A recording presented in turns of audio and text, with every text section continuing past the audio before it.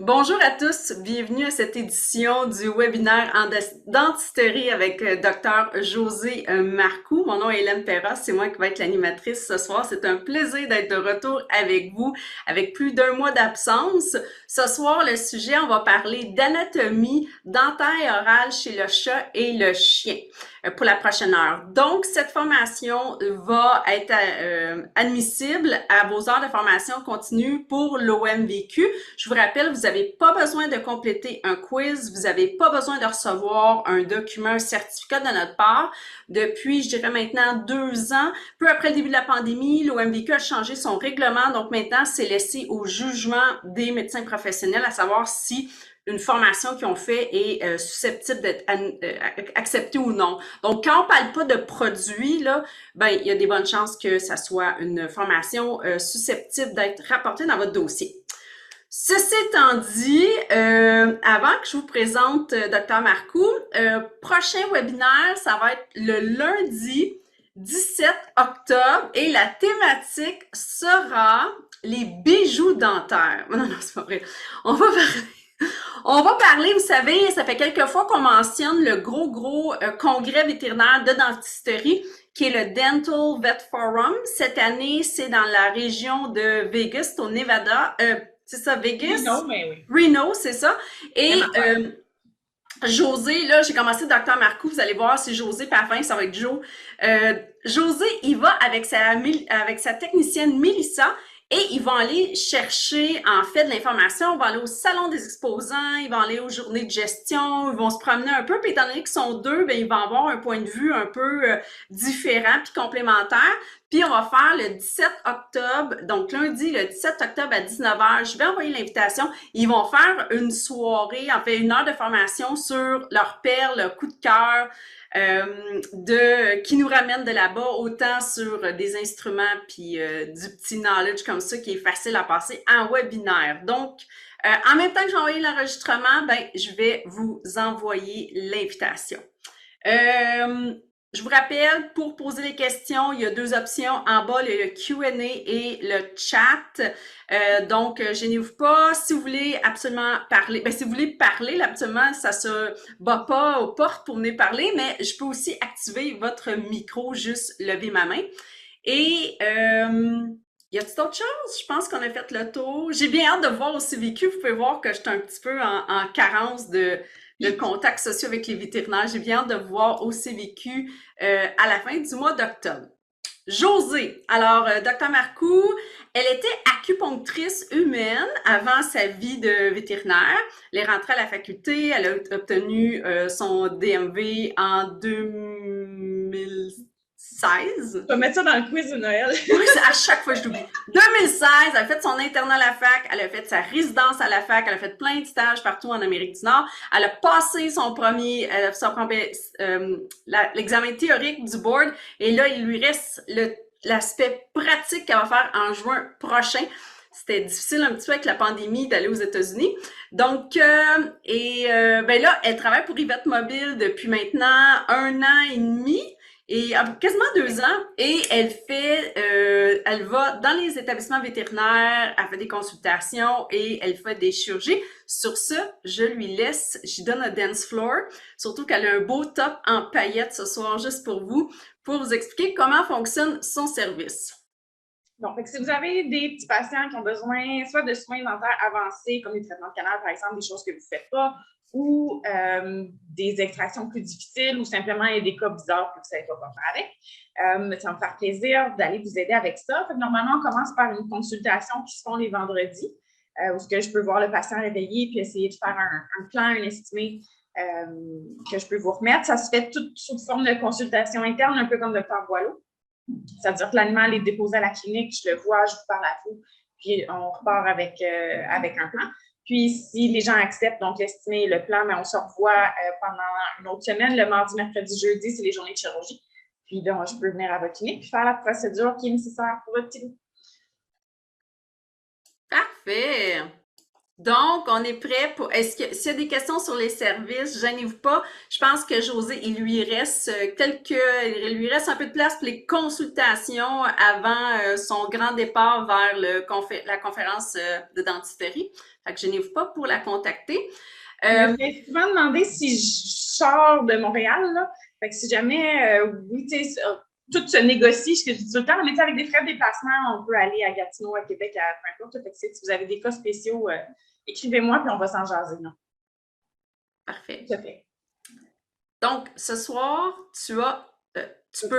t'as du matériel partagé. Je te laisse partager ton écran, ma chère.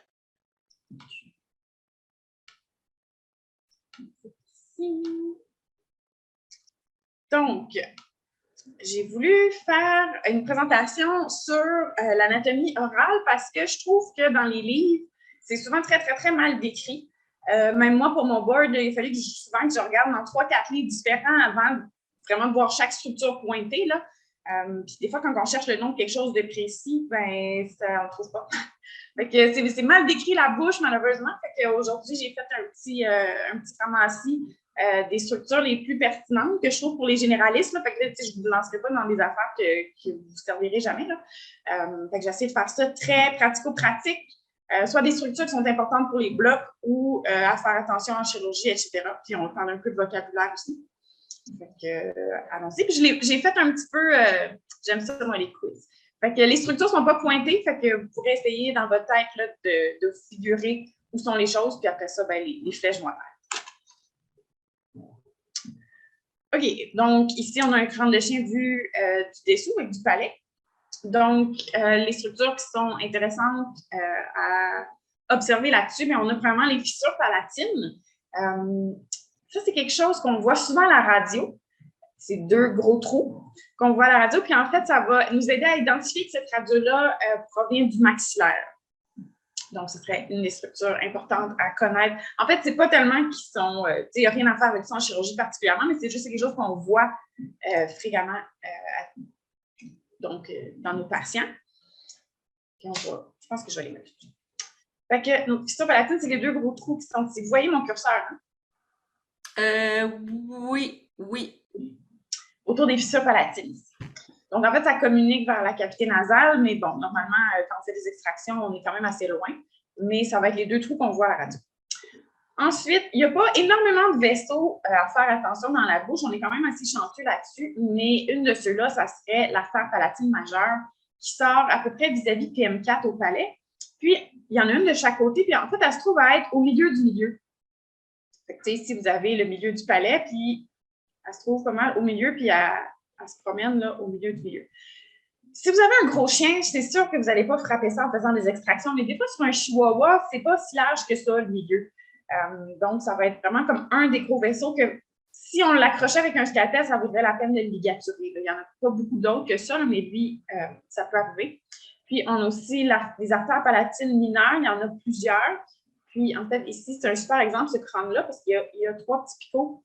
Où il y a 3 petites artères qui sortent plutôt qu'une grosse. Puis en fait, lui, il a décidé de faire ça moitié-moitié. Il y en a de chaque côté. Mais c'est une autre artère là, qui peut être un petit peu tannante quand on va justement, si on extrait la 9 et qu'on veut aller suturer justement le gros trou qu'on a fait au palatin. Moi, ça m'est déjà arrivé d'attraper ça. Donc, j'ai dit des mots d'église. Fait que ça serait des petits vaisseaux à faire attention au palais. Là, il y a pas mal juste ça. Et puis, finalement, il y a la fin du palais dur. Je voulais juste porter à votre attention que derrière la dernière dent, la dernière molaire, là, la 10, le palais, il arrête pas mal juste là. Donc, ça va être super important quand on fait nos extractions. Je dis souvent, là, si vous avez fait des stages avec moi ou vous m'avez déjà vu en cours ou peu importe, on met notre doigt au bout des élévateurs parce que de faire glisser notre élévateur, il n'y a plus rien pour nous arrêter, là, puis on est dans le globe oculaire. Donc, le palais dur, il arrête vraiment flush là, après les dents. Important à savoir. Ah oui, puis le petit pointillé ici, c'est parce que notre artère palatine a fait une petite anastomose, elle va aller rejoindre en fait, l'artère infraorbitaire. Fait qu'elle rentre dans les fissures palatines, puis elle en ressort ici. Puis quand on fait des extractions, entre autres pour la canine, ça arrive souvent qu'on la coupe celle-là. Elle est toute petite, c'est pas du tout dangereux pour le chien, là, même si vous la sectionnez, mais ça va expliquer pourquoi vos lambeaux saignent tant quand on arrive à cet endroit-là. Mais c'est à cause de cette artère-là qui en fait même pas de nom parce qu'elle est trop petite. Mais bref, là, si vous avez un petit saignement, puis des fois c'est artériel, des fois on va le voir, puis aussi on va se dire, oh mon Dieu, qu'est-ce que j'ai fait? Mais c'est trop petit, là, ça peut pas vraiment nuire à votre patient. Mais bref, elle est là en plein milieu, entre la 3 et la 4. Là. La petite anastomose, la tapate. Fait que je vous ai montré une autre photo parce qu'on voyait très bien là, le sillon que ça fait dans l'os, dans lequel l'artère palatine se love. Oups, je pensais que j'avais une flèche. Fait que le milieu du milieu, à part là, de la vis-à-vis de la PM4, elle s'en va dans les fissures palatines. OK. Je voulais aussi vous montrer là-dessus. Bon, le foramen infraorbitaire, il est bien connu parce que normalement, si vous faites des blocs dentaires, mais vous allez être familier avec lui. Donc, il est ici. Puis normalement, sur la plupart des patients, c'est assez conservé, c'est-à-dire qu'il va être vis-à-vis la racine distale de PM3. C'est pas mal souvent ça. Fait que sur ce patient-là, ça paraît très bien, mais c'est assez exact en général. Puis sur cette image-là aussi, ce que je trouvais intéressant, je voulais vous montrer à quel point les incisives maxillaires, ils sont courbés. Parce que souvent, les couronnes sont bien droites en bouche, puis on a l'impression que les dents, ils montent. Mais en fait, ce qu'on a ici, c'est les nasaux. Fait que les cavités nasales, là, les narines du chien, donc forcément, si les racines s'en allaient tout droit, on aurait un problème. Normalement, avec la truffe, toutes les dessous, des fois, on se l'imagine moins. Mais bref, rappelez-vous que si jamais vous faites des extractions des incisives maxillaires, surtout la 3, là, est très, très, très, très courbée. Josée, on a une question. Oh, j'ai même pas vu passer. Non, ben vous, c'est arrivé.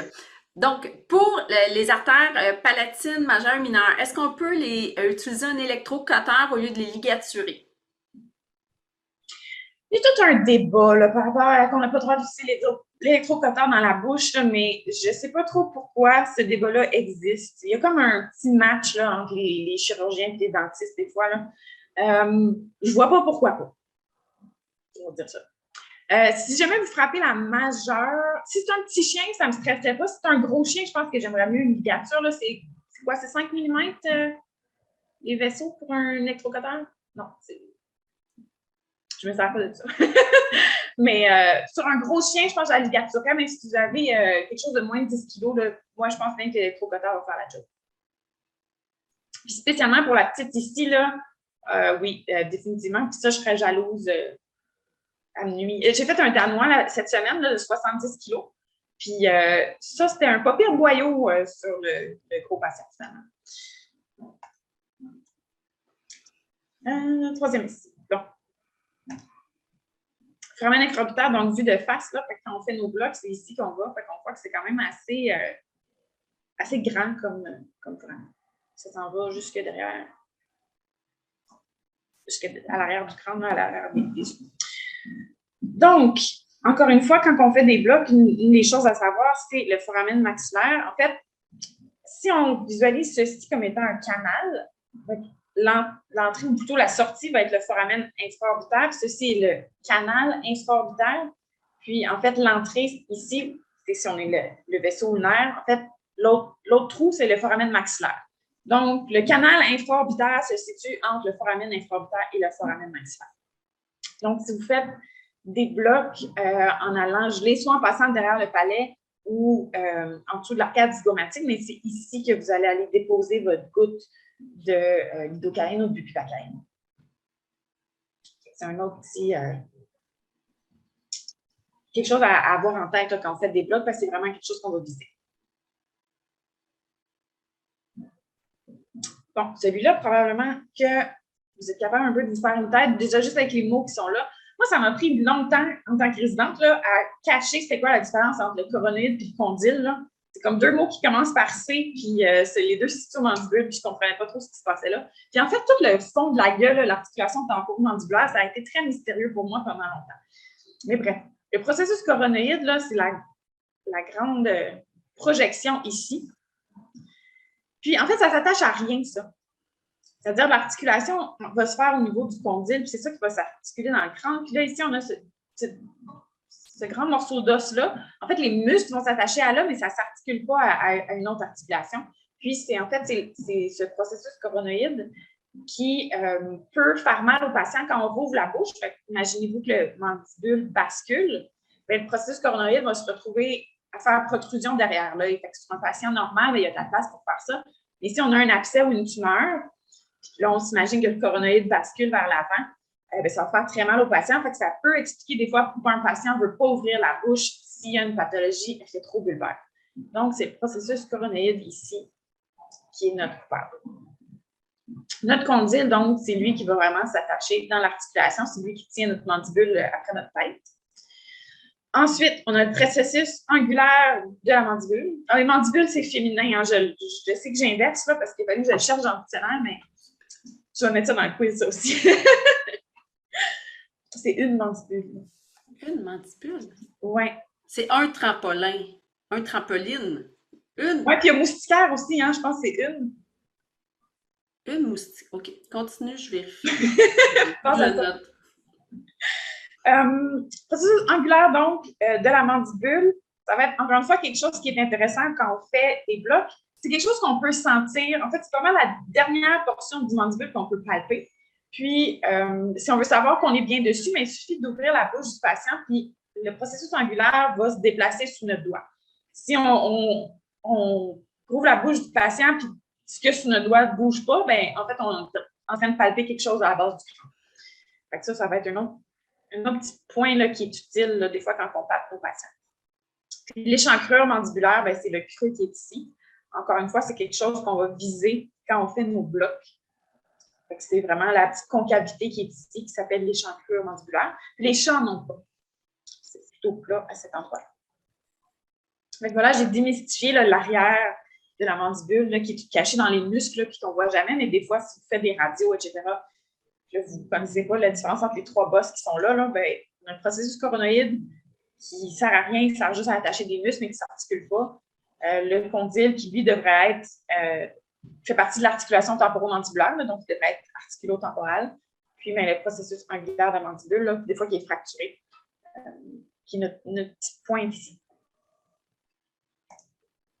Bon, la symphyse mandibulaire qu'on a parlé sur la page Facebook cette semaine.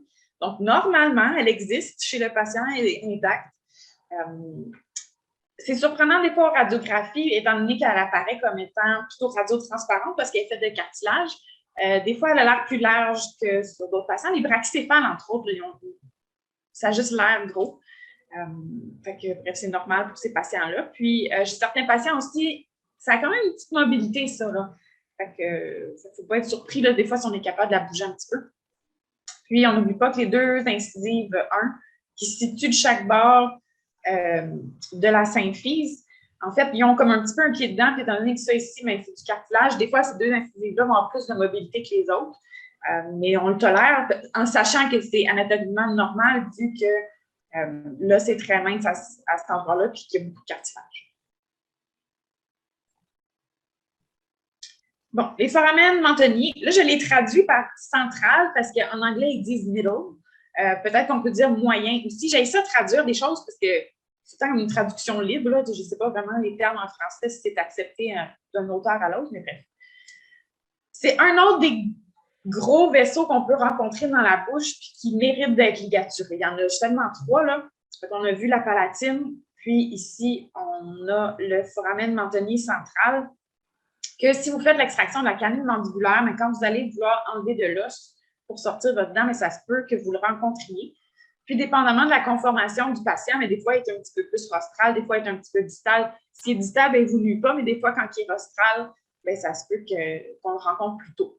Fait que si jamais on le lacère, ce qui en sort, c'est pas la fin du monde, mais ça vaudrait la peine de prendre une pince et de mettre une petite ligature parce que ça peut saigner quand même pas pire. Pas assez pour exsanguiner votre patient, là, c'est pas...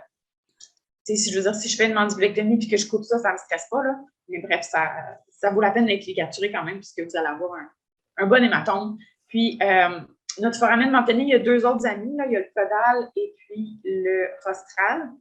Encore une fois, des fois, lui, on le rencontre en faisant les incisives. Les autres sont pas mal petits. Fait que des fois, si on l'accroche, ça arrête de saigner tout seul. Là. On n'a pas trop besoin de s'en occuper. Mais le moyen, celui qui est au centre, il est quand même chunky. Puis, même chose, il est pas mal toujours vis-à-vis la racine mésiale de PM2. Donc, Puis aussi, ça peut arriver aussi que vous faites des radios, vous ayez l'air d'avoir une lésion périapicale sur la racine médiale de PM2. Fait qu'il faut juste garder en tête, maintenant, il y a un foramen. Est-ce qu'il y en a qui savent comment différencier une lésion périapicale d'un foramen superposé sur une radio? Si vous n'êtes pas sûr, là, vous faites quoi pour déterminer qu'est-ce qui est quoi? Sinon, il va y avoir beaucoup de PM2 extraites l'année prochaine. Docteur Bergeron a levé la main. Est-ce que je... Docteur Thibault aussi. Est-ce que je donne la parole? On essaye! C'est rare que les gens prennent la parole. Martin? Est-ce qu'on m'entend? Oui! Oui. Bon, on fait une radio avec un autre angle? Exactement. Donc, si l'objet qui fait partie de notre radiographie n'est pas associé à notre racine, c'est-à-dire que quand on va bouger notre angle, l'objet va bouger également, qui va être rendu plus vis-à-vis. Par contre, si c'est une vraie lésion périapicale qui est autour de notre racine, il ne va pas bouger par rapport à notre racine, peu importe dans quel angle on prend notre radio. Fait que s'il bouge, il est devant ou derrière. Puis s'il ne bouge pas, c'est qu'il est associé vraiment, il est dans le même plan que notre racine, puis là, ça serait une vraie lésion périapicale. L'autre chose que vous pouvez faire, c'est aussi de prendre une radio de l'autre côté. Si vous voyez que c'est parfaitement symétrique avec le même angle, il y a des bonnes chances que ça soit juste le petit foramen denté. Autre chose, je vois 3 questions, mais je ne sais pas ouvert. On met une aiguille, oui. On met une aiguille, on vérifie avec un autre côté, on fait une radiographie oblique avec un autre angle. Parfait. Bon, je suis contente, il n'y aura pas un paquet de PM2 extrait tout de suite.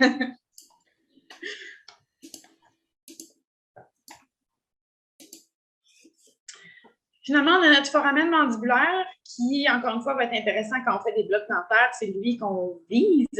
Ça veut dire que notre veine artère nerf mandibulaire vont toutes rentrer dans le foramen ici, puis être incluses dans le canal mandibulaire. Donc, il n'y a pas vraiment d'endroit où on peut les agir dessus ou les bloquer. Il faut vraiment les intercepter là, à la source, parce qu'après ça, ils sont dans le bunker, puis on ne peut plus y avoir accès. Donc, le foramen mandibulaire se cache ici. C'est sûr qu'en chirurgie d'extraction, vous ne risquez pas de vous ramasser là. Moi, si je fais une mandibulectomie caudale, peut-être, mais à part ça, vous ne risquez pas de le lacérer, mais quand on fait des blocs, c'est lui qu'on vise. Bon, fait que les mêmes structures, mais chez un chat. On a les mêmes fissures palatines, qui sont donc 2 trous derrière les incisives, qui vont nous identifier comme quoi on est au maxillaire si on prend des radios. On a notre artère palatine majeure, qui est encore une fois la moitié de la moitié, vis-à-vis PM4, fait que ça reste pas mal pareil. On va avoir des mineurs aussi chez le chat. Je voulais aussi apporter votre attention sur la molaire 1 maxillaire ou la petite 9, là, comme je l'appelle. Souvent, quand on lève la lèvre d'un chat, on ne la voit pas, mais c'est parce qu'elle est vraiment cachée comme à 90 degrés par rapport aux autres dents. Elle n'est comme pas sur le même plan. Ça va être très difficile à voir cliniquement sur un chat réveillé, mais quand on fait nos détartrages, puis nos extractions, puis nos radios, il ne faut juste pas oublier qu'elle est là, puis qu'elle existe, puis qu'elle a besoin d'être examinée, elle aussi. Fait que, je sais que les étudiants au début ou les personnes plus débutantes, là, c'est comme très mystérieux, la 9 est placée où, là, mais elle est comme dans l'autre sens. Fait que c'est pour ça qu'elle est cachée. Elle fait un petit L, mais elle a l'air de ça. Puis quand on fait des radios, des extractions aussi, la molaire 1 maxillaire, des fois, elle a une racine, des fois, elle en a 2. On ne sait pas. Puis, étant donné qu'elle est placée, justement, qu'elle est tournée, même en prenant une radio, des fois, on ne le voit pas bien. Là. Fait qu'il faut juste... Souvent, moi, j'y vais au ressenti. Là. Mais bref, il faut juste faire attention quand on l'extrait de bien regarder là, de quoi elle a l'air, pour s'assurer qu'on n'a pas laissé une petite racine derrière, puisqu'elle est souvent comme en forme de A. Des fois, elle a envie d'en avoir 2, elles ne sont pas tout à fait séparées. Elle aime ça faire des petites variations.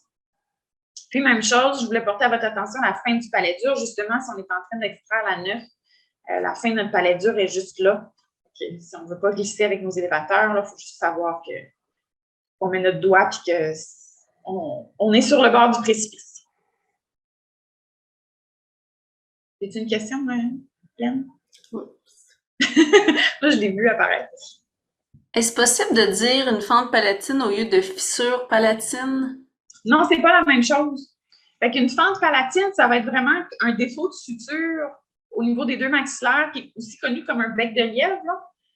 Fait qu'une fente palatine, c'est une anomalie. Fait que chez les chiots, ça va se manifester souvent.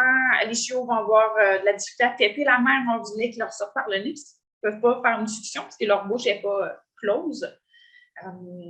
Ça va faire souvent des petits chiots qui sont dénutris. Là. Des fois, ils meurent rapidement, mais des fois, quand on les attrape, on peut les gaver, soit à la seringue ou en les incubant.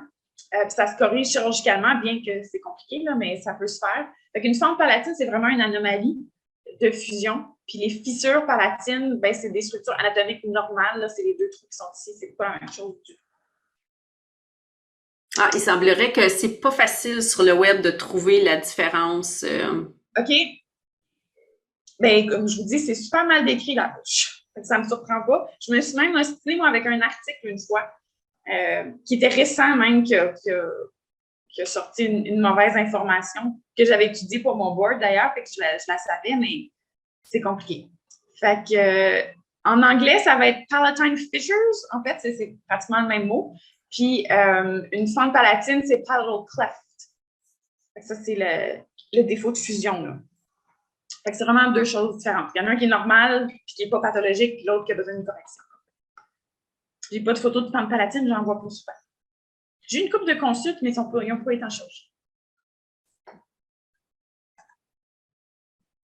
Foramen infraorbitaire, donc chez le chat, ça ressemble un petit peu à chez le chien. Fait que quand même un gros trou ici. Par contre, c'est la prochaine. J'en ai une autre après. Fin du palais dur, donc encore une fois, je vais porter à votre attention quand on fait des extractions ou quand on fait des blocs. Puis, bien, les racines des incisives, en fait, les chats ont des incisives beaucoup plus courtes. Donc, chez les chats, ça va être pas mal plus droit. Les incisives ne seront pas aussi courbées que chez le chien. L'incisive 3, elle l'est quand même un peu, là, mais les autres sont pas mal plus droites. Il faut juste garder en tête quand on fait des extractions, là, de savoir dans quelle direction s'en vont nos dents. Je check là, j'ai l'impression de parler beaucoup. On finira jamais cette présentation-là en demi-heure. Chez le chat, le foramen infraorbitaire et le foramen maxillaire, donc, qui sont les deux extrémités de notre canal infraorbitaire, c'est beaucoup, beaucoup, beaucoup, beaucoup plus court que chez le chien. C'est à savoir, si jamais vous faites vos blocs par le foramen infraorbitaire, c'est pas la même game parce qu'on a notre foramen maxillaire qui est ici, puis notre foramen infraorbitaire qui est là, puis notre canal est fait à peu près 3-4 mm. Donc, il n'y a pas de problème si vous voulez faire les blocs par là. Il faut juste savoir qu'on ne rentre pas notre aiguille au complet comparativement à chez le chien, qu'on a de la place en masse. La symphyse chez le chat, je pense que ça va que vous êtes habitués aussi qui est diagnostiqué très bien là, quand ça se sépare. On dit une séparation de symphyse et non une fracture parce que ce n'est pas un os. Tu ne peux pas fracturer une articulation. Là, dans vos dossiers, là, on écrit séparation de symphyse. C'est mes petits tocs quand je vois ça dans un dossier. Même chose, le foramen mentonnier central ou moyen peut être dans votre chemin quand vous faites votre extraction de canine. Si vous voulez aller enlever de l'os, des fois on le rencontre. Même chose, une petite ligature. Là, puis en fait, idéalement, on l'élève avec le lambeau puis on ne sectionne pas du tout. Mais si jamais par erreur vous le sectionnez, ben, on fait juste mettre une petite ligature puis on passe à notre appel. Ce n'est pas assez pour nuire à votre patient, mais c'est assez pour nuire à votre visualisation parce qu'il est quand même assez gros pour mériter une ligature. Puis, je voulais apporter encore une fois votre attention à la première molaire mandibulaire chez le chat qui est morphologiquement très différente de ses prémolaires. Nos prémolaires ressemblent à celles du chien, c'est-à-dire vous avez des petites pyramides, là, comme une petite pyramide à 3 côtés. Puis la molaire mandibulaire, ben, elle est plutôt en forme de M. Donc, des fois, s'il manque des dents dans votre patient, ben, on peut facilement distinguer où est-ce qu'on se trouve parce que la molaire va être très, très, très différente des deux autres, des prémolaires. Puis, on va le voir tantôt, je ne sais pas si on va se rendre au radio, mais on a aussi, on le voit un petit peu, là, la furcation est ici. Donc, on a une grosse, grosse, grosse racine médiale puis une petite racine distale. Il ne faut pas du tout se fier à la couronne pour sectionner cette dent-là parce que les racines ne sont pas du tout vis-à-vis, en fait, les cuspides. Elle est un petit peu trompeuse aussi quand on fait les extractions. Foramen mandibulaire, donc, qui se situe un peu semblable au chien. C'est lui qu'on veut aller insensibiliser là, parce qu'après ça, une fois qu'il est rentré dans le canal, on ne peut plus y accéder. Fait que ça va être vraiment là qu'on va aller déposer notre foot.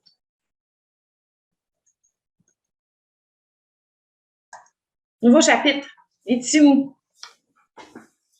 Ça, c'est intéressant. Fait que la gencive attachée, ça va être toute la gencive ici qu'on voit, qui est fermement attachée à l'os, en fait. On a la même chose dans notre bouche à nous. On a vraiment une partie là, qui est collée sur notre os, puis ensuite, on a la partie plus lousse à l'intérieur de notre bouche qui bouge. Quand on fait des extractions, d'ailleurs, vous allez savoir, la gencive attachée, c'est ça qui est super difficile à élever. Puis surtout quand on arrive à une canine, là, on a facilement on a plus qu'1 centimètre de gencive attachée à ce niveau-là. Là, sur le patient en bas ici, là, on le voit, sa gencive attachée est toute pigmentée. Donc, en fait, je vais vous montrer d'autres images, je vais vous expliquer pourquoi c'est important de connaître ces structures-là. Fait qu'on a la gencive attachée, qui est la partie coriace, qui est kératinisée, là, puis qui est fermement attachée à l'os. À différencier de la muqueuse alvéolaire, qui est la partie lousse qu'on peut tirer dessus, c'est très loosely attached, là, ou attaché peu fermement à l'os, puis on a bien du lousse là-dedans. Même chose, c'est comme l'intérieur de nos joues, là, on peut tirer dessus. Puis finalement, on a la ligne muco-gingivale, qui est la petite ligne qu'on voit là, qui détermine la différence entre les deux. Ça va être important pour différencier la gingivite des stomatites, autant chez le chien que chez le chat. Donc, s'il y a des... La gingivite, en fait, va être en général confinée à la gencive attachée. À partir du moment où ça déborde dans la muqueuse alvéolaire, bien là, c'est autre chose. Donc, en fait, lui, sur ce patient-là, justement, on a un ulcère, mais qui est dans sa muqueuse alvéolaire. Si on a un chien qui a des stomatites de chien, là, qui se peut, là, ça va être habituellement la muqueuse. La gencive va être impliquée, mais la muqueuse va l'être également. Donc, si vous voulez localiser, si on se parle au téléphone ou en courriel, là, si on parle d'ulcère de plaie ou même de tumeur, là, ça peut être intéressant de savoir si elle est dans la muqueuse alvéolaire ou dans la gencive attachée. Mon différentiel, c'est pour une masse, entre autres, là, mon différentiel va être différent, dépendamment de sa vie debout. C'est quand même une structure importante à pouvoir différencier. Chez le chat, on a la même chose. Fait que notre gencive attachée, c'est tout ça ici. Ça va être fermement attaché quand on fait nos extractions. Puis on le voit en avant aussi. Fait que la muqueuse alvéolaire, c'est la partie qui est plus lousse ici. Puis tout ça ici. En fait, tout ça jusqu'à la joue, jusqu'à la lèvre, c'est toute la muqueuse alvéolaire. Puis on a notre ligne muco-gingivale qui est exactement la ligne là, comme le pli entre les deux. Fait que pour un chat, pour qu'il y ait de la stomatite, il faut vraiment que la muqueuse alvéolaire soit impliquée. À part de ça, il peut y avoir une gingivite vraiment bleu-mauve, là, mais si ça n'implique pas la muqueuse alvéolaire, ce n'est pas une stomatite. Ça va être vraiment un des critères là, importants pour faire la différence entre les deux. Je vous montre sur un patient que la muqueuse est pigmentée différemment. Fait qu'on a notre gencive attachée ici, notre ligne muco-gingivale, puis la muqueuse alvéolaire, là, qui est la partie lousse. Puis quand justement on enlève des tumeurs, moi, la muqueuse alvéolaire, je peux faire des grands lambeaux avec ça. J'en ai en masse grand dans les papilles de chien, c'est mou. Je peux faire plein de belles choses avec ça, mais notre gencive attachée, une fois qu'elle est partie, il n'y en a plus. C'est aussi des fois quand on a des masses à l'intérieur de la gencive attachée, mais souvent, il faut sacrifier les dents parce qu'on ne peut plus refermer puisqu'on n'a plus de gencive. Celle-là est très belle. J'ai fouillé dans beaucoup de photos avant d'en trouver une belle. On a aussi les orifices des glandes salivaires qui se retrouvent dans la bouche de nos patients, qui sont habituellement, des fois, ne sont pas aussi belles que ça. Là. Des fois, ça fait juste une crête un petit peu épaissie. Ils sont pas mal vis-à-vis la molaire 1 là, ou la dent numéro 9. C'est important de savoir où est-ce qu'ils sont parce que si on veut faire un lambeau parce qu'on a besoin d'extraire notre 9, il faut juste faire attention de ne pas passer le scalpel dedans. Parce que si vous blessez le canal salivaire qui arrive de là, c'est peu probable que ça fasse un CLSL. Officiellement, si on ligature, ça va faire un CLSL temporairement. Et puis, avec la pression, la glande va simplement arrêter de produire. Mais évidemment, si on peut l'éviter en ne mettant pas le scalpel dedans, c'est préférable. Il faut aussi savoir que ça existe, c'est là. Puis, même chose, si vous les voyez pour la première fois, il ne faut pas nécessairement les biopsier non plus parce que c'est des structures qui sont normales et qu'on sait qu'ils sont là. Puis encore une fois, c'est très rarement pointé dans les livres. Est-ce que vous savez, là, ça, c'est une question à 100 $. Fait qu'il y en a un orifice qui est pour la glande parotide, puis l'autre pour la zygomatique. Lequel est lequel? C'est quasiment une question de résident dans cette vie. Je vais être impressionnée si quelqu'un sait ça. Attention, ça vaut moins 2 points. Hum. Oh, on a zygocranial. En fait, non. La façon que je me rappelle, c'est la même chose pour les mandibulaires. En fait, le caroncule qui est le plus loin, c'est la glande qui est la plus loin. Puis celle qui est comme la plus... C'est comme la plus petite est le plus caudale, puis celle qui part de plus loin, elle va plus crâniale. C'est comme contre-intuitif, mais c'est ça pareil.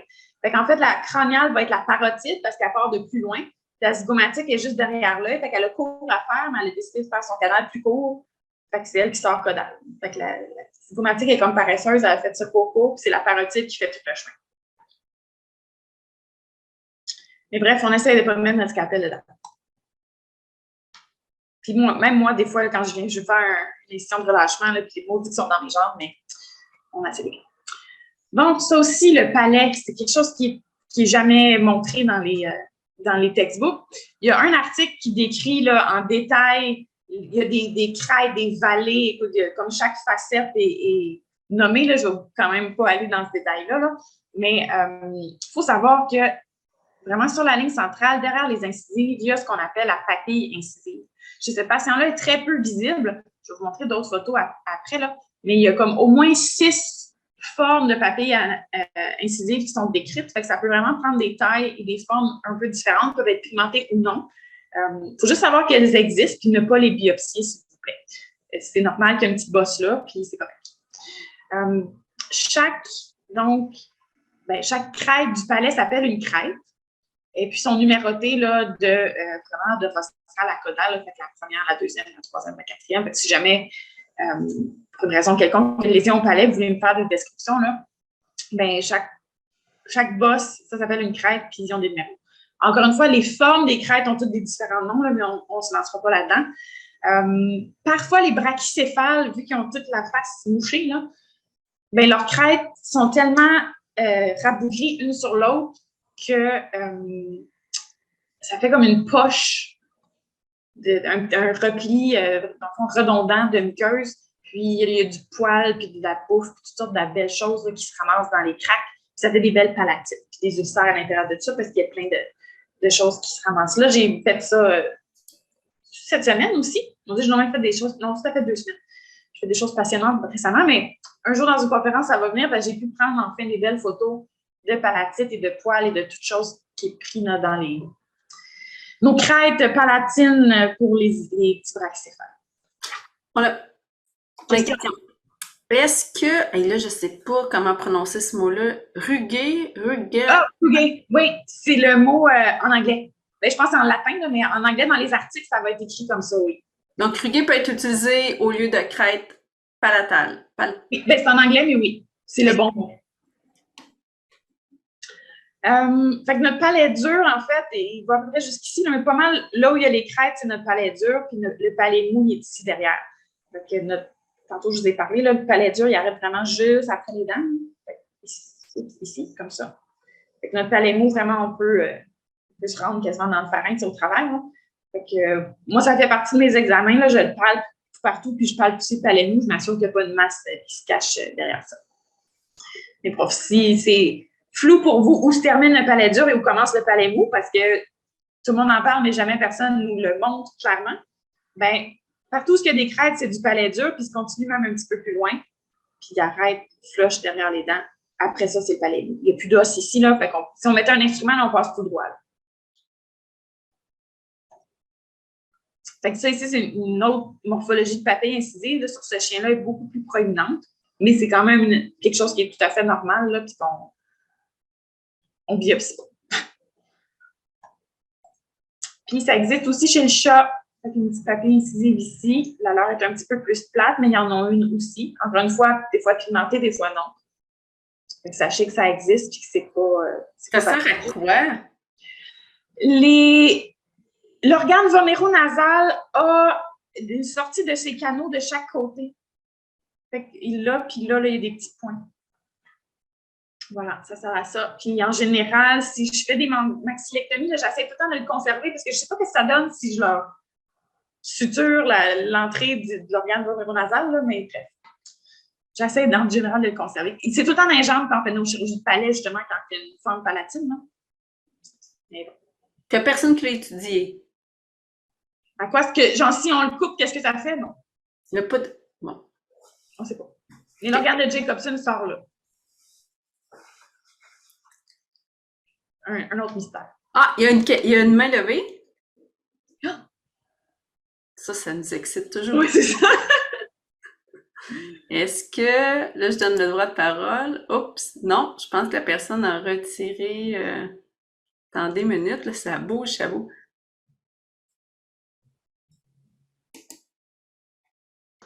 Alors, est-ce que... Organe pulmonaire nasal, c'est pas celui qui est fait pour sentir les phéromones? Oui. OK. Ça doit on dit que c'est un peu comme goûter les odeurs, là. Mais Ouais. il y a vraiment... c'est situé quelque part dans le palais. Il y a un bel article à l'IRM, ils l'ont imagé parce que personne n'avait jamais décrit l'organe nasal, là. Puis il y a vraiment 2 petits canaux qui sortent là. Fait que j'imagine que quand ils font leur petit phlémène, là, ben, ils peuvent comme passer de l'air là. Mais si jamais il faut l'enlever puis on le suture, ça fait vraiment quelque chose? Non, mais ben, en fait, je ne sais pas. Mais en général, si je fais des chirurgies d'incisives, là, en général, je vais essayer de ne pas passer mon fil direct dedans. Là, je vais le contourner. Fait que c'est un organe très mystérieux qui est situé comme à la base du palais, puis du pomère, il est là, puis on ne sait pas trop qu'est-ce qu'il fait.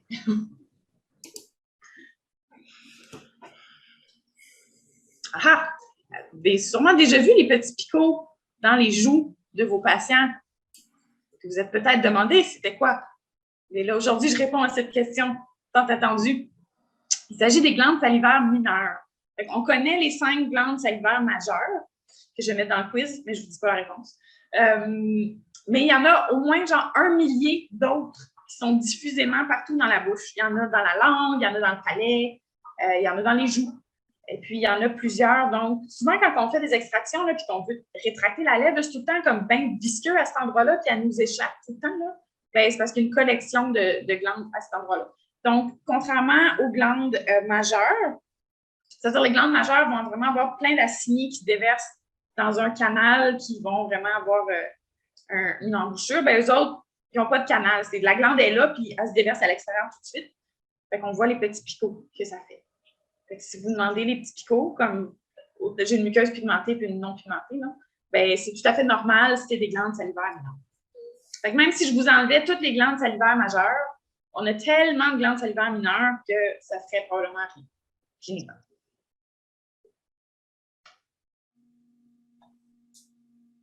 Et puis, une autre glande salivaire molaire, c'est seulement le chat qui a, c'est pas quelque chose qui est présent chez le chien, mais c'est ce petit bourrelet qui est habituellement caché là, médialement à la molaire 1 chez le chat. C'est comme un peu flasque, là. Comme... Puis elle, c'est une glande salivaire, mais elle n'a pas de canal. Donc, si jamais, quand on fait une extraction, là, puis des fois, s'il faut suturer dedans, là, ben, c'est pas grave. Il n'y a pas de canal que vous pouvez suturer accidentellement puis boucher. Fait que si jamais il faut que vous passiez dedans avec une suture, c'est pas super grave. Fait que des fois, là, ça m'est déjà arrivé que des gens consultent une masse. Ben, c'est juste la glande salivaire molaire là, quand elle est un petit peu turgide à l'air de ça. C'est des fois, post-extraction, elle a un petit peu mangé une volée puis elle est un peu plus flasque. Fait que ça a des apparences un peu différentes, là, mais fait une bosse de muqueuse rose, un peu flasque, vis-à-vis de la molaire 1 chez le chat, c'est la glande salivaire molaire et c'est inoffensif. On ne la biopsie pas non plus, à moins qu'elle ait une apparence anormale. Toutes des affaires qu'il n'y a pas dans les livres d'anatomie. Les arches palatoglosses, ça aussi, je pense que j'étais R2 quand j'ai finalement démystifié c'était quoi les arches palatoglosses qui nous parlent tout le temps dans les codes stomatiques. Ben, c'est les plis ici. Donc, puis quand ils sont décrits dans les livres d'anatomie, ils partent de la base du palais mou, donc à la jonction entre le palais dur et le palais mou, et ils vont s'attacher à la base de la langue. Fait que ça vous donne une idée là, de où ils partent et de où ils s'en vont. Puis ça va faire c'est eux qui font comme la démarcation entre là, la cavité orale et le pharynx. Et puis les tonsilles, sachez qu'elles sont derrière, sont caudales aux arches palatoglosses. Fait que le repli ici, là, c'est juste un repli de joue. J'en ai déjà vu chez des patients, entre autres de stomatite, parce que ça devient très épaissi. Puis ici, ça fait comme une genre de poche. parce que la paroi est épaissie de chaque côté. Puis on pense que c'est des tonsilles ou on pense que c'est une structure quelconque, là, mais non, ici, c'est juste un cul-de-sac, il n'y a rien qui se passe. Ici, les tonsilles sont derrière. Fait que nos arches palatoglottes sont ici. Fait qu'à la fin du palais dur et du début du palais mou, jusqu'à la base de la langue. Fait que c'est eux qu'on va regarder si on soupçonne que notre chat a une stomatite. Dans ce cas-ci, ils sont bien rose pâle, ça c'est un chat parfait, là, on veut qu'il y ait cette apparence-là. Et chez une stomatite, on va soit très rouge, soit être proliférative. Ça peut prendre toutes sortes d'apparences, mais ça m'a vraiment pris du temps à voir, à trouver c'était quoi une arche palatoglotte. Maintenant, je le sais. Je vous le partage. Ça m'excite beaucoup, ça.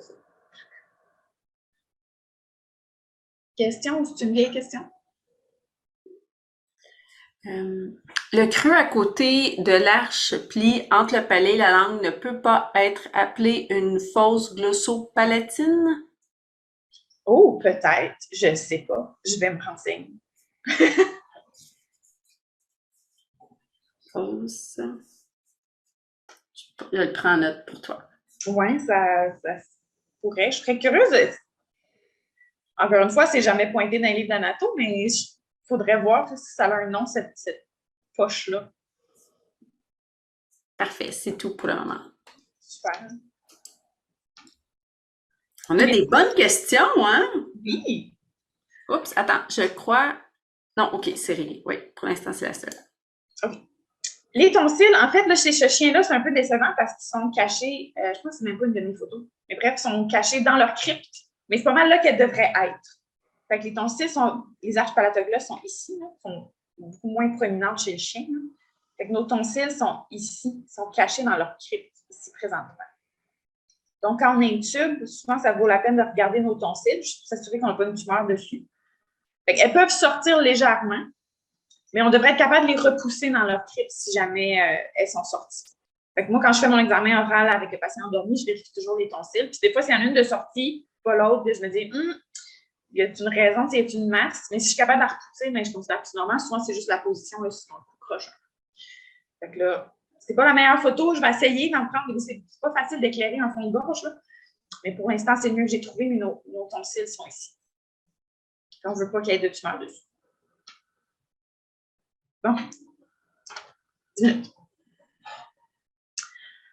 On va aller en plus petit maintenant. On va parler simplement des différentes portions des dents, parce qu'encore une fois, quand on se parle ou quand vous me décrivez des fractures, etc., ben, c'est plus facile quand on se comprend. Chacune des bosses ou des pyramides sur une dent s'appelle les cuspides. Souvent, la grosse va s'appeler la cuspide principale, puis on peut juste dire la cuspide mésiale ou la cuspide distale. Mais si vous dites, par exemple, qu'il s'est fracturé le bout de la cuspide, ben, je vais comprendre très bien ce que vous voulez dire. Sinon, on a la furcation, qui est l'endroit où deux racines se rencontrent. Si vous voulez être pointilleux, c'est une bifurcation quand c'est deux racines, puis une trifurcation quand c'est trois racines qui se rencontrent.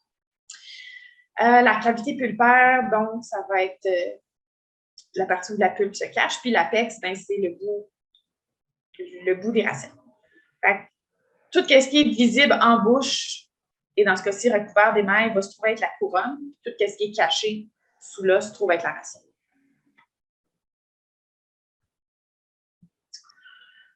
Donc, encore une fois, sur une dent, les différentes parties. Fait qu'on a l'émail qui est très, très mince chez le chien et le chat. On a beaucoup plus d'émail sur les dents d'humain. Mais ça va recouvrir, en fait, toute la couronne. On va avoir notre gencive. Puis, à l'intérieur des dents, là, si on fait les différentes couches, fait qu'on a la pulpe, qui est là où vivent les cellules. Ensuite, on va avoir la dentine, qui est... il n'y a pas de mot en français pour dire ça, là, mais en anglais, ils disent « the bulk of the tooth ». Fait que c'est comme... La partie la plus massive de la dent est composée de la dentine. C'est ça qui lui donne sa force, c'est ça qui la remplit. Fait que c'est cette partie ici qui est en bleu sur le dessin. Ensuite, on va avoir ce qui recouvre la dentine. En fait, ce qui recouvre la dentine au niveau de la couronne, c'est l'émail. Mais ce qui couvre la dentine au niveau de la racine, c'est le sément, qui est en jaune ici sur nos images. Fait qu'on a aussi l'os alvéolaire là, qui présente l'os partout. Et puis le ligament parodontal qu'on connaît bien, là, qui lie le sément à l'alvéole. C'est ça qui tient nos dents dans notre bouche. Puis si on veut regarder précisément Si vous lisez là, des livres de maladies parodontales, des livres de dentisterie, puis vous arrivez sur le chapitre, c'est sûr qu'il va y avoir un dessin qui ressemble à ça. Donc, c'est un close-up de comment la gencive s'attache aux dents. Parce qu'en fait, j'avais lu ça quelque part, et j'ai trouvé ça super intéressant. Les dents, là, c'est un peu comme des corps étrangers. Il n'y a pas d'autres surfaces non exfoliatives dans notre corps. Si vous y pensez, là, je veux dire, des cheveux, des poils, ça tombe, des ongles, ça tombe, je veux dire, des épithéliums, ça desquame. Il n'y a nulle part qu'on est pogné avec une surface fixe, à part les dents. Et qu'est-ce qui arrive quand on a une surface fixe? Ben, c'est qu'un biofilm peut venir se coller dessus. C'est ça l'endroit vraiment dans le corps où on a ça. Puis non seulement on est pogné avec ces corps étrangers-là, mais en plus, ils pénètrent directement dans l'os. Fait que, on a comme un beau canal, là, vraiment une belle autoroute pour l'infection quand les structures anatomiques normales ne sont pas là, mais quand elles sont là, vraiment, c'est eux qui essaient de fermer l'autoroute. Fait qu'on a l'émail, qui est la partie qui serait visible en bouche, là, qui est la dentine ici, qui est vraiment la partie la plus volumineuse là-dedans. Puis on va aussi avoir notre gencive attachée, puis notre muqueuse alvéolaire. Ensuite, on va avoir vraiment plein de ligaments de la gencive qui vont venir s'attacher au ciment, puis venir vraiment faire un collet autour de la dent pour essayer de garder ça étanche, pour que l'os ne soit jamais exposé à la bouche. Donc, on a notre ligament parodontal ici qui est bien caché. Puis ensuite, ici, je l'ai sur une autre image. Fait que on a l'épithélium de jonction, qui est un petit épithélium spécial, là, c'est ici que la salive, là, puis toutes les cellules immunitaires vont sortir dans le sulcus justement pour essayer de balayer les bactéries qui rentrent en contact avec notre gencive. Fait que là où les tissus mous rencontrent le biofilm, là, c'est le sulcus ici. Fait que c'est là que le party se passe quand on a de la maladie parodontale. Mais si on a des structures anatomiques normales, on a toutes ces structures-là qui essaient de sceller nos dents dans notre bouche, de les séparer là, des bactéries. Encore une fois, on va avoir notre gencive attachée, notre ligne gingivale, notre muqueuse alvéolaire, plein de fibres qui viennent s'attacher solidement au ciment. Le ciment est comme un peu rugueux, même si ce n'est pas dessiné rugueux. Puis, le sulcus, c'est vraiment la partie où on va avoir un épithélium non kératinisé qui fait face à une surface qui ne peut pas desquamer, qui fait face à un biofilm. C'est vraiment là que les interactions se font quand on a la maladie parodontale. Un petit peu pour démystifier, là, c'est comme une ouverture là, au chapitre de la maladie parodontale. Alors, est-il 5 minutes? Dans la pulpe, il y a des cellules qui s'appellent les odontoblastes, qui sont vraiment les cellules principales qui vivent là. Et puis, leur job, c'est de déposer de la dentine tout au long de la vie de l'animal. C'est-à-dire que quand les dents font éruption au départ, puis c'est la même chose pour les humains. Si vous avez des enfants, vous avez vu passer leur radio chez le dentiste, là, vous allez voir des grosses pulpes, puis très peu de dentine. Puis, au fur et à mesure que l'animal que votre humain préféré vieillit, la dentine va se déposer de plus en plus, puis la pulpe va devenir de plus en plus étroite. Mais ce qui est intéressant aussi, c'est que les odontoblastes, comme sur le dessin, sont très intimement liés à la dentine. C'est-à-dire que la dentine, elle est poreuse, elle est percée, elle est pleine de petits trous. Puis les odontoblastes vont envoyer des projections à l'intérieur de ces trous-là. Donc, souvent, ça va être difficile de différencier dentine et pulpe parce qu'on parle du complexe dentine-pulpe, parce que c'est pas juste deux couches séparées, là, c'est très relié entre eux. Puis ça explique aussi pourquoi, quand on va parler des fractures un jour, quand la dentine est exposée, il faut comprendre que notre pulpe est quand même impliquée dans le processus, même si ce n'est pas grossièrement exposé, elle est quand même pas loin à cause des petits bras que les odontoblastes ont. Alors, ça, c'est des photos prises au microscope électronique. Là, puis je trouve que ça ressemble à des coraux. C'est tellement beau. C'est beau. C'est la nerd de dentisterie en moi qui parle. Là. Mais bref, c'est juste pour imaginer là, que c'est vraiment plein de petits trous. Donc, s'il y a des fractures dentaires, puis que la pulpe n'est pas exposée, mais sachez que la pulpe est quand même impliquée dans le processus indirectement. Alors, ça, c'est un apex. Donc, on a aussi la pulpe, en fait, est vascularisée. Fait que ces vaisseaux-là, il faut bien qu'ils arrivent de quelque part. Fait en fait, ils passent par l'apex. Il y a plein de petits trous. Donc, au travers de la dentine et du sément, eux vont se diriger dans l'os alvéolaire. Même chose pour imager, là, je vous ai mis des images du microscope parce que c'est tellement joli. Maintenant, vous savez aussi qu'un apex, c'est plein de petits trous. Puis en fait, le trou de l'apex est comblé en fait par du sément et non de la dentine. Encore une fois, c'est juste pour que vous ayez une image de c'est quoi un apex, là. Mais c'est vraiment, ça va être le sément qui est perforé, là, qui laisse passer les vaisseaux. On le voit bien sur la tranche ici. Là. C'est très joli.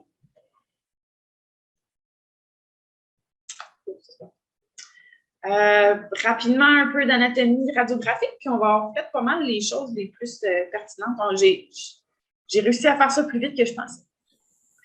Quand on regarde une radio, les structures importantes qu'on veut identifier, on va avoir notre crête alvéolaire, qui est vraiment la partie la plus coronale, si je peux dire, de l'os, ou la plus haute. Et ça va être important de toujours identifier cette partie-là sur une radio. Quand on veut regarder où est notre stade de maladie parodontale, ça va être une structure importante. L'autre structure importante, c'est la jonction amélo-sémentaire. Tantôt, on a parlé comme quoi que la couronne est couverte d'émail, puis que la racine est couverte de sément. Bien, la jonction entre l'émail amélo et le sément, bien, c'est là où la couronne commence et que la racine finit, ou vice-versa. Puis souvent, à cause que l'émail est un petit peu plus radio-opaque, mais des fois, ça va nous faire une ligne plus blanche, qui est plus ou moins évident sur cette radio-là. On va le voir sur la prochaine. Là. La jonction amélo-sémentaire, c'est-à-dire qu'on va vouloir en fait que notre crête alvéolaire soit juste en dessous de notre jonction amélo-sémentaire sur une dent normale. Donc, on va vouloir repérer ces deux structures-là pour s'assurer qu'elles sont vraiment côte à côte. La lamina dura, c'est l'alvéole, en fait, mais la lamina dura, en fait, n'est pas histologiquement différente du reste de l'os alvéolaire. Par contre, étant donné que l'os, que l'alvéole est un trou, et puis qu'on prend notre radio tangentielle à ce trou-là, ben, on va avoir comme un effet, comme si le rebord de notre œuf ou de notre cavité est plus radio-opaque que le reste, parce qu'ici, on la voit mince, parce qu'on la voit de face, puis ici, on la voit de côté, c'est plus épais. Mais bref, la lamina dura, c'est la ligne blanche qui entoure nos racines. Il faut juste savoir que l'alvéole n'est pas différente du reste de l'os alvéolaire, c'est vraiment juste un artefact vu, étant donné la façon qu'on prend nos radiographies. Mais ça va être quand même quelque chose d'intéressant à visualiser. Enfin, on veut visualiser l'intégrité de la lamina dura pour savoir l'intégrité de notre alvéole. L'espace du ligament parodontal que j'ai cliqué sur ma flèche trop tôt, bien, lui, en fait, ça va être notre ligne, vu que c'est un tissu mou, comme on l'a vu tantôt, ça va être une ligne plutôt noire, parce qu'elle est radio-transparente. La lamina dura, c'est notre ligne blanche, et juste à côté de notre ligne noire, c'est l'espace du ligament parodontal. Finalement, l'apex, ben, c'est le bout des dents. Ça va être comment ces 5 choses-là à voir sur une radio. Là, je vous montre avec une autre dent différente, mais les mêmes structures. Fait que la crête alvéolaire, ça va être là où on voit le bout de l'os. La jonction amélo-sémentaire. Puis quand on voit une dent de profil, là, bien souvent, on peut voir le bourrelet d'émail qui se termine. On voit bien ici, là, oups, l'émail arrête, c'est notre partie plus radio-opaque. Oups, ça m'arrête ici, fait que notre jonction amélo-sémentaire est vraiment ici. Fait que la lamina dura, qui est notre ligne blanche, on peut voir ici. L'espace du ligament parodontal, qui est notre ligne foncée. Puis finalement, notre zone de l'apex. Ça va être les structures anatomiques à remarquer sur des radios. Je pense que moi, c'est pas mal ça. Puis après ça, les formules dentaires, j'avais pas l'intention de couvrir ça aussi. De toute façon, vous les savez toutes déjà, n'est-ce pas? Il y a des questions? J'ai démystifié des choses que vous ne saviez pas. Est-ce qu'il y a des diapos qui vous posent, vous avez des questions, des clarifications? Je rappelle que vous pouvez lever la main ou l'écrire dans le Q&A ou le chat.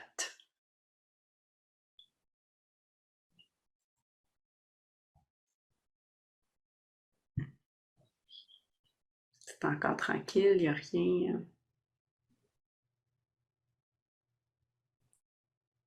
À chaque fois que je vais à un congrès ou dans les cliniques, là, on est one-on-one, là, hey, là, j'ai un paquet de questions pour toi de faire. Mais en groupe, là, c'est sortez les criquets, là. Là, des fois, c'est dans le feu de l'action aussi, Oui, là. ça me fait penser à quelque chose. Oui, exactement. Non, on sent pas. Qu'est-ce que tu vois le plus, tiens, je vais t'en poser, là. Qu'est-ce que tu vois le plus fréquemment, la confusion, la source de confusion? Dans les termes. Comment décrire une fracture dentaire? Ça, je le vois souvent. C'est comme si, ben, les gens vont appliquer les mots comme s'ils nous décrivaient une fracture d'un membre. Fait que, je vais avoir une fracture longitudinale ou fracture. Puis là, je suis comme, ouais, mais c'est pas ça nécessairement qui m'intéresse de savoir sur une dent. Fait que les choses qu'on veut savoir, c'est est-ce que la couronne et ou la racine sont impliquées. Fait que, si ça va sous la gencive, là, ça implique ma racine, ça va changer mon pronostic. Puis de savoir si la pulpe est exposée ou non. Ça aussi, ça change mon plan de traitement. C'est vraiment les deux choses qui m'intéressent. Dans quel sens elle est fracturée, ça, je m'en fous un peu. Fait que souvent, les gens, je vois les fractures transverses, longitudinales, tout ça, puis je suis comme, est-ce qu'on voit la pulpe ou pas? C'est ça ma grande question, parce que c'est ça qui va déterminer si on fait un scellant ou un traitement de canal ou une extraction. Fait que, c'est des choses drastiquement différentes. Puis si ça va sous la gencive, ben c'est ça qui va me dire si justement je peux faire un traitement de canal ou pas. Fait qu'encore là, ça change mon plan de traitement. Fait que c'est vraiment les choses les plus cliniquement pertinentes, je dirais, qui ont un impact sur ma décision clinique et non dans quel sens aller, parce que dans quel sens aller, ben dans tous les cas, je vais, si on conserve la dent en bouche, on va l'adoucir, puis ça ne blesse pas le patient, mais dans quelle direction elle s'en va, c'est pas ça qui change notre plan. Parfait, on a une question. La personne n'est pas certaine de comprendre la jonction amylo-sémentaire. Oui. Je vais essayer, je vais refaire un combo avec celle-là. Fait que amélo, c'est le mot pour dire émail. Fait que partout sur la couronne, on a de l'émail. Ça va être radio-opaque. Puis partout sur la racine, on a du sément. Fait que la jonction amélo-sémentaire, en fait, se trouve être la jonction entre l'émail et le sément et par le fait même, la jonction entre la couronne et la racine. Fait que la couronne, elle devrait être en bouche. Le sément devrait être caché. Fait que, à la limite, si vous avez de la maladie parodontale puis que votre os est parti, mais ça se peut qu'on voit votre sément. La jonction amylo-sémentaire va toujours rester ici. Votre os alvéolaire, ça se peut qu'il baisse. Dans quel cas, on veut savoir où la distance entre les deux.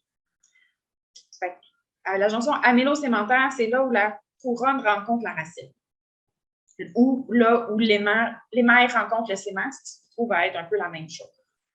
Sur une radio, on peut le différencier parce que l'émail, c'est sûr, ça dépend des radios puis des dents en particulier puis de l'angle, mais l'émail est plus radio-opaque. Ça fait une ligne blanche. Ça va faire souvent un bourrelet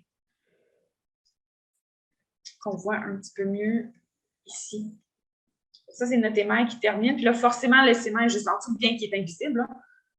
Notre jonction amylo-sémentaire se trouve à être vraiment la fin de notre couronne. Puis là, ici, on devine, là, ça fait un petit rond.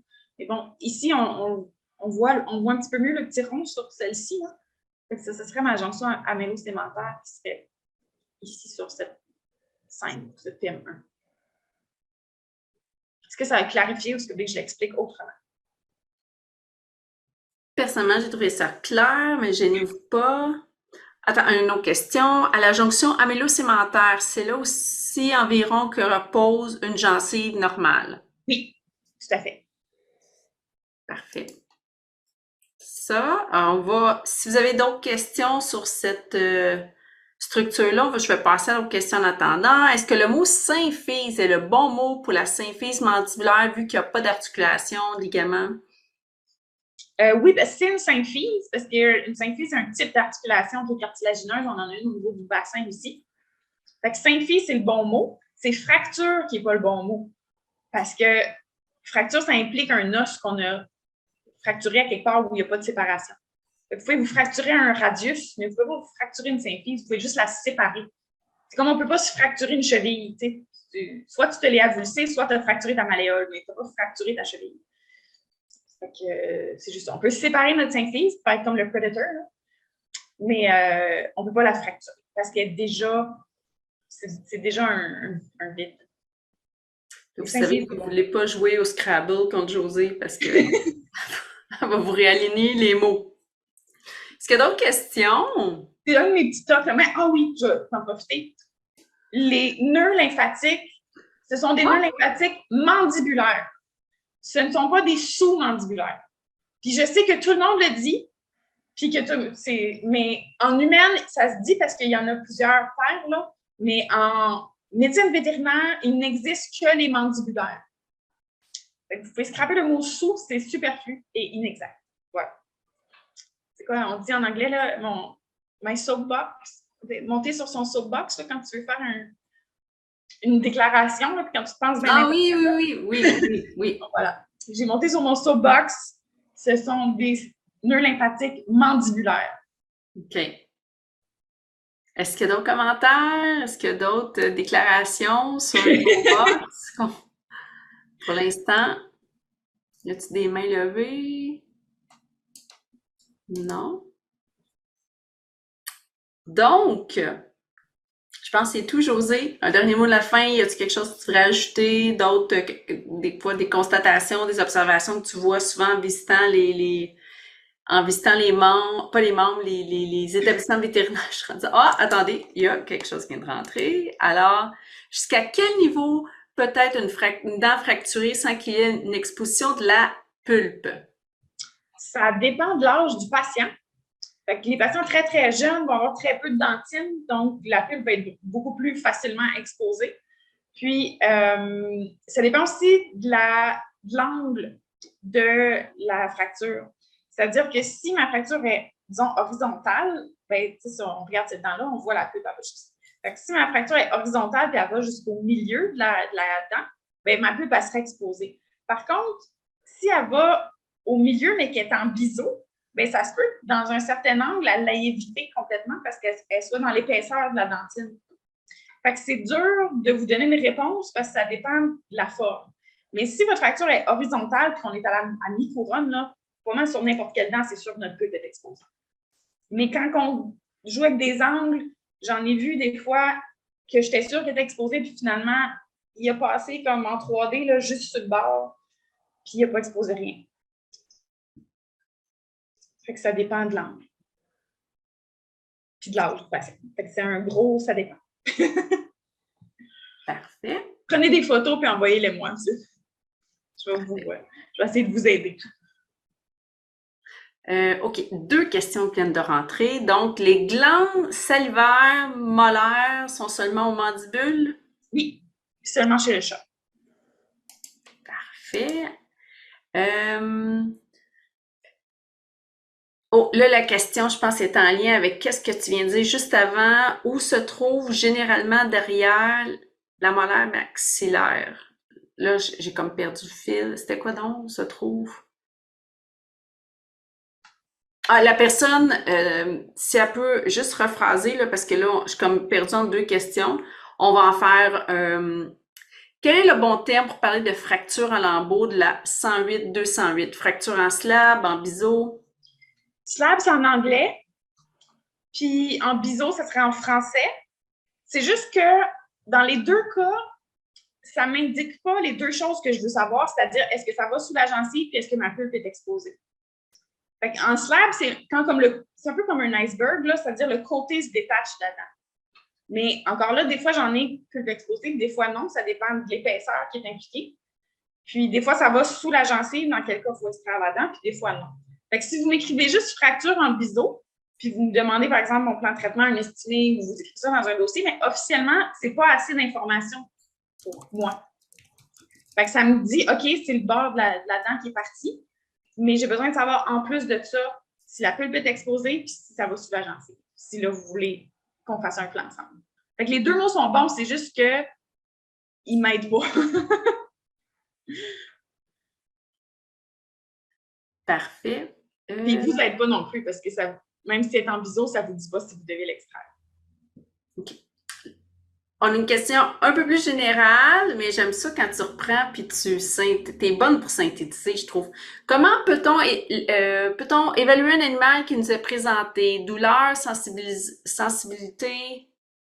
comme les grands axes là, de ton évaluation que tu t'attends à ce que les généralistes font puis te communiquent? Par rapport à la douleur ou pas juste un examen de bouche? Je pense l'ensemble. Écoute, là, je lis dans la pensée de la personne que je vois. Bien, les choses qu'on peut remarquer dans la bouche d'un patient,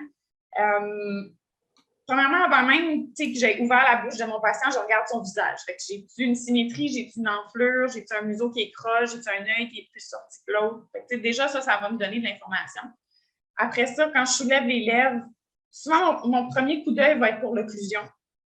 C'est-à-dire, premièrement, est-ce que mes canines s'emboîtent comme il faut? J'ai-tu une mandibule qui est trop courte, qui est trop longue? Puis après ça, ben, les grosses choses à observer, ça va être de compter les dents. Qu'est-ce qu'il en manque? Si oui, est-ce qu'elles sont tombées toutes seules? Est-ce qu'on a une historique d'extraction? Est-ce qu'elles sont incluses? C'est pour ça que les dents absentes, ça peut nécessiter des interventions. C'est un premier flag. Des dents cassées, ça va être mon deuxième flag. Encore là, il faut savoir un peu la forme que les dents devraient avoir. Puis là, ben, quand il manque des bouts, ben, là, on remarque. S'il y a 3 pouces de tarte, c'est pas mal plus difficile. Mais bon, des fois, on peut s'aider. Puis, l'autre grosse affaire, ça va être comment la maladie parodontale si je vois des gencives. Pas si je vois des gencives, si je vois des racines. C'est pas mal les 3 choses qui vont m'indiquer s'il y a des interventions à apporter. Même si je ne vois pas la maladie parodontale avec mes yeux, ça ne veut pas dire que je n'en trouverai pas à l'examen. Mais si je le vois avec mes yeux, bien là, clairement, il y en a. Fait qu'on ne devrait jamais voir des racines. Puis, bien, la dernière chose, ça sera les masses. Souvent, soit au niveau des gencives, au niveau des muqueuses alvéolaires, du palais ou de la langue, est-ce qu'il y a des masses? C'est pas mal les choses qu'on peut spotter à l'examen réveillé d'un patient puis qui déjà vont nous donner des indices à savoir s'il y a des choses à faire en chirurgie. Parfait. Et là, c'est parce que la personne a choisi l'option anonyme. Moi, je peux pas savoir quand c'est anonyme, tout le monde je peux pas savoir si les questions sont liées ensemble. Alors, la question était plus spécifiquement dans le cas d'une dent fracturée sans qu'il y ait exposition de la pulpe. Comment savoir s'il y a de la sensibilité en médecine vétérinaire? Mais comment tu l'évalues, ton patient? La douleur, sensibilité, s'il y a une fracture sans exposition de la pulpe. Tu peux pas, puis c'est vraiment tannant. C'est-à-dire, c'est pour ça que c'est un peu controversé à savoir si on met des scellants ou pas sur toutes les dents fracturées ou non. De mettre un scellant dentinaire, en fait, ça va aller boucher chacun des petits pores qu'on a vus tantôt. Ça met fin à la sensibilité s'il y en a. Par contre, si on a, par exemple, une fracture qui se fait, que la pulpe n'est pas exposée, tantôt, je vous ai montré les petits odontoblastes qui se cachent à l'intérieur de la pulpe. Eux autres, si leur petit bras, il leur dit « Hey, il se passe de quoi à l'autre bout, j'ai plus d'émail, je suis sensible », ils peuvent de l'intérieur aller boucher ces trous-là, eux autres aussi. Fait que la dent a un potentiel de guérison. Donc, si on a une vieille fracture, c'est possible que de mettre un scellant dessus, on arrive après la bataille, puis qu'on fasse un scellant pour rien. Est-ce qu'on nuit? Est-ce que c'est pour rien? Non, on nuit. Ça va nuire. OK. Non, ça ne nuira pas. Mais c'est pour ça qu'il y a des gens qui disent « Mais moi, j'ai scellé toutes. » Mais là, des fois, tu en as, tu dis « Le patient est super vieux, il y a comme 15 fractures. » Probablement, tout ça, c'est réglé depuis longtemps. Peut-être que je fais ça pour rien. Puis, c'est des coûts. Oui. Mais non, ça ne nuira pas.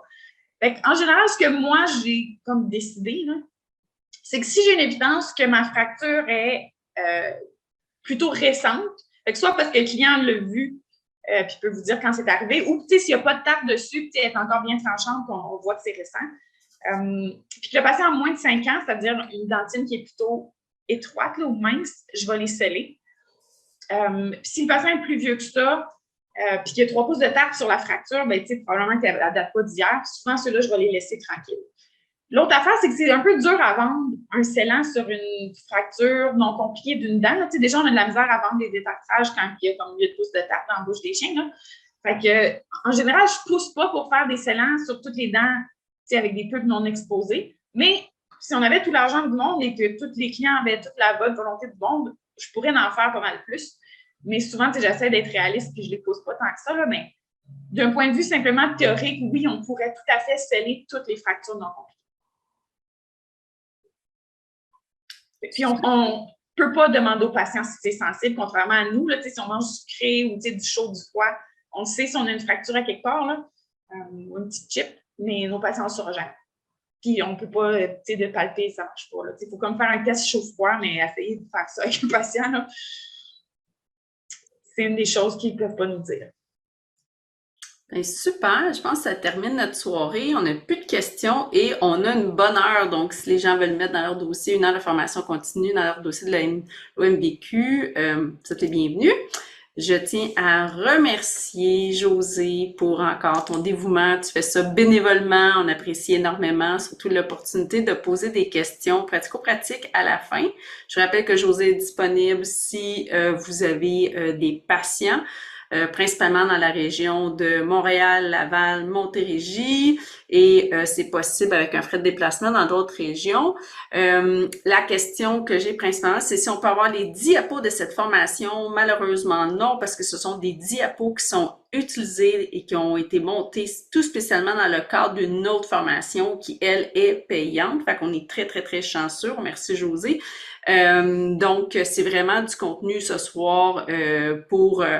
C'était du contenu, comme d'habitude, là, vraiment avec sous forme de questions-réponses et petites présentations, petits laïs au début. Je vous remercie à tous. Merci Kathleen. Je vois des messages arriver à l'écran. Petit rappel à tout le monde, je vais envoyer dans les prochains, d'ici la fin de la semaine, un infolettre à votre courriel. Donc, le courriel que vous avez utilisé pour vous inscrire, vous allez recevoir. Des fois, ça va dans les indésirables, dans les spams. Je vais vous envoyer l'invitation, l'enregistrement de ce soir, plus l'invitation pour le prochain. Petit rappel, le prochain spécial, les coups de cœur, comment ça s'appelle, après l'épicerie, là, où les deux refait de la révision de critique des produits, ça va être Josée et Mélissa au Vet Dental Forum le 17 octobre. Donc, le webinaire va être le lundi 17 octobre à 17h, à 19h, 7h le soir. Ça va être enregistré. Et je crois que cette fois-là, Josée, veux-tu inviter les techs aussi?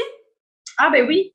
Puis, ça va tomber. Mélissa, elle va faire les formations tech, fait que elle va assister à des formations que moi, je n'assisterai pas. Fait qu'elle va sûrement avoir des choses à dire là-dessus. Parfait. Puis, ça tombe bien parce que qu'est-ce qui se passe la semaine du 16 octobre, tout le monde? On se prépare, c'est la semaine nationale des TSA. Donc, ça va faire comme un petit événement spécial pour elle. Question, est-ce qu'on va recevoir une formation, un certificat pour la formation? Non, je le répète encore une fois. Depuis 2 ans, l'OMVQ a changé sa politique. Vous n'avez plus besoin de certificat, vous n'avez pas besoin d'une preuve. C'est vraiment une question. Là, honnêtement, là, sur un autre projet, là, on travaille avec d'autres licensing bodies là, aux États-Unis. Là, vraiment, on est chanceux au Québec, c'est là où c'est le plus simple. Dieu merci. Donc, vous n'avez pas besoin de quiz, vous n'avez pas besoin de certificat. C'est juste vous qui allez dans votre dossier et vous rentrez les détails de la formation. Alors, je crois que c'est tout. Y a-t-il d'autres choses? Non, c'est beau. Alors, merci beaucoup à tous. Je vous souhaite une belle soirée et à la prochaine.